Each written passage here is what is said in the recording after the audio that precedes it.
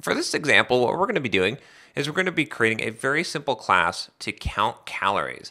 The object of this class will be to store the amount of calories that someone's consumed. They'll have a goal, and then we'll be able to determine if they've reached their goal. It's going to be a pretty simple class, but it'll demonstrate some of the ways that we can create object-oriented code in Lua. So I'm just going to go ahead and create a new file here, and let's go ahead and save this. And we are going to call this Calorie Counter demo.lua. And what we're going to do inside here is we're going to create a table, first of all, called Calorie Counter. So we're going to say Calorie Counter, and then we're going to set this equal to, and we're actually going to initialize our table. Remember that we can set some values on the table when we create it. So we're going to say count is equal to 0 and goal will default to 2000 or 2000 calories. Then what we're going to do is we're going to create some functionality for our class. We're going to add to this a function called add. And the way that we're going to do this is we're actually going to do calorie counter colon add and then amount. And again, this colon is a shortcut. What it's basically going to do is it's going to be the same as if we had written this code. So let me rewrite this here. So remember, we could do calorie counter dot add in our previous example with the string, this superstring. We did this ss.new and this ss.add, and we passed in strings.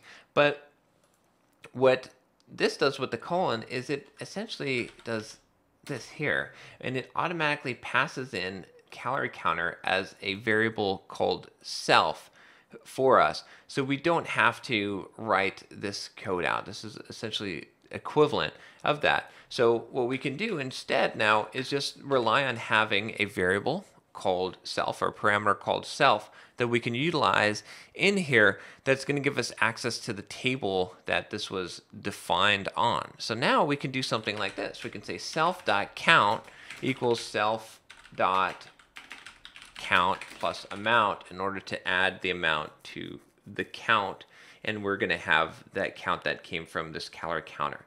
If we had done something like this, we could do this, of course, but if we did that, what would happen is that if we tried to implement inheritance later on, we'd have a problem because we're hard coding the name of this class in here. It's much better to use self because this is going to work even if we create objects that essentially derive from this prototype.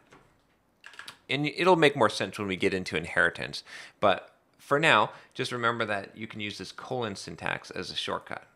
So then the next thing we're going to do is let's add a did reach goal. So we're going to say calorie counter colon did reach goal. And then for this function, what we're going to do is just return self.count is greater than or equal to self.goal. So if their count is greater than or equal to their goal, they reach their goal. Now we need a way to create new calorie counters. So let's do a function calorie counter colon new. And then we're going to pass in t, a table here. So just like we can initialize our table, we want to make it so when someone creates a new instance of a calorie counter, they could set some defaults if they wanted to, some initialization ahead of time as well. So we're going to actually set this equal to t is going to be equal to t or a new table. Now, in Lua, this or operator, we haven't really discussed that much so far, but it operates in sort of a unique way, which is handy. If we have a nil, so if t is nil, if it's not defined, nothing was passed in here, then it's going to utilize this. So this sort of gives you an or. It's either going to be nil, it's either going to be the value of t, or it's going to be this over here on the other side if t is nil. An easy way to detect if parameters are passed in. You can use this anywhere where you have an optional parameter. Then we're going to do our set meta table like we did before. We're going to set, and then notice here we're doing t. So we're setting the meta table on t. That's going to be our calorie counter that we're getting ready to pass back. And then we're setting it equal to self. So this seems a little bit weird here. Basically, this calorie counter is a meta table for whatever the new copy of this calorie counter that we're going to create is, this new calorie counter table. So we're going to set the parent or the meta table for the thing that we're about to create, the object that we're going to create. Then we're going to say self dot underscore underscore index equals self. So this one is a little bit weird as well. What we're doing here is, remember we had defined our index in here, and we had made it so that this would be a function. Well, we can also define index to be a table. And if we do it that way, what's going to happen is it's going to work like delegation.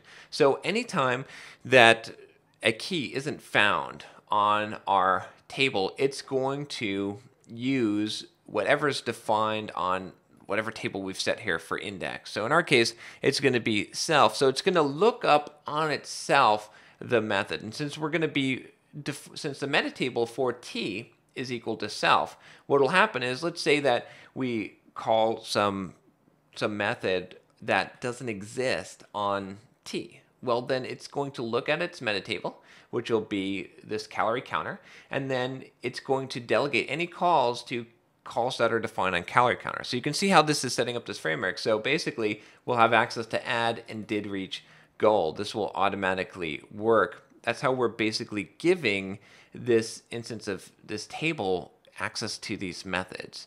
We're essentially creating a class and an object out of this.